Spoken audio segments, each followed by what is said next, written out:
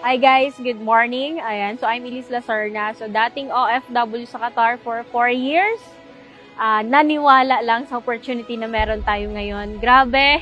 Ayan, sobrang excited kasi kakalabas lang po ng first car natin.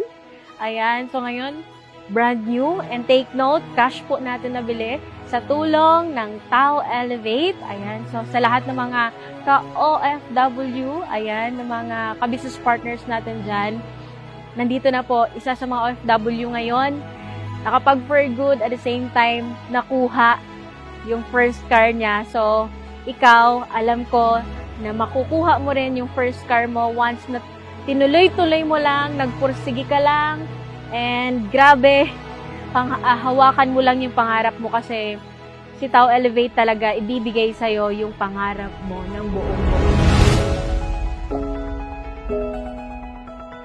Kung may pangarap ka, ipagpatuloy mo yung pangarap na nasimulan mo kasi walang nananalo sa mga taong sumusuko. Maraming nananalo sa mga taong patuloy na lumalaban, patuloy na nangangarap para makuha yung pangarap.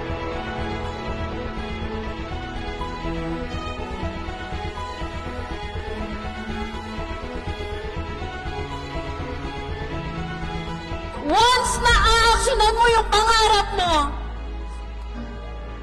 so sa lahat na nandyan nakikinig ngayon, OFW ka man or marketers, mapagod ka man yan, okay lang yan! Dinidiscourage ka man yan, okay lang yan! Nare-reject ka man yan, okay lang yan! Wala nga naniniwala sa'yo, okay lang yan! Darating yung time, sila yung unang-unang papalakpak sa result mo kasi nagka-resulta ka.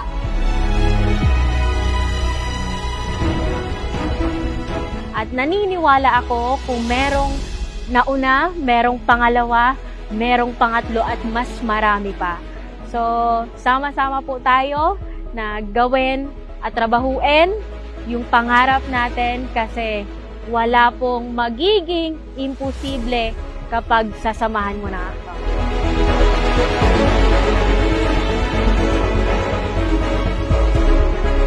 Wala po ako dito ngayon sa kinatatayuan ko at hindi ko makakamit yung blessing na to, yung first car ko, kung hindi dahil po sa mga leaders. Maraming salamat sa TFI family. Ayan, para po talaga sa inyo yung first car na to. Ako lang po talaga yung bumili pero para po talaga sa grupo natin to. And syempre maraming salamat sa ESB V8 na talagang tumulong sa akin na mamold ako kung paano ako maging mas better leader sa mga leaders ko.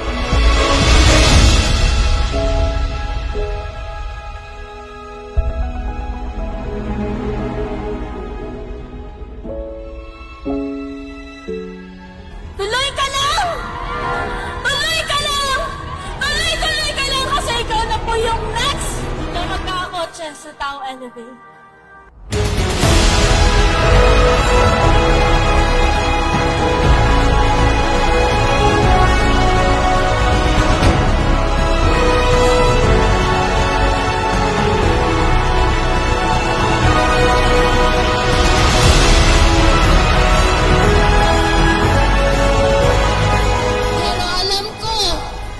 Sinisigaw ng puso mo na gusto mo yumaman kaya mapatuloy ka ipaglaban mo yung pangarap mo kasi ikaw na po yung next na magkakakotse kagaya ko.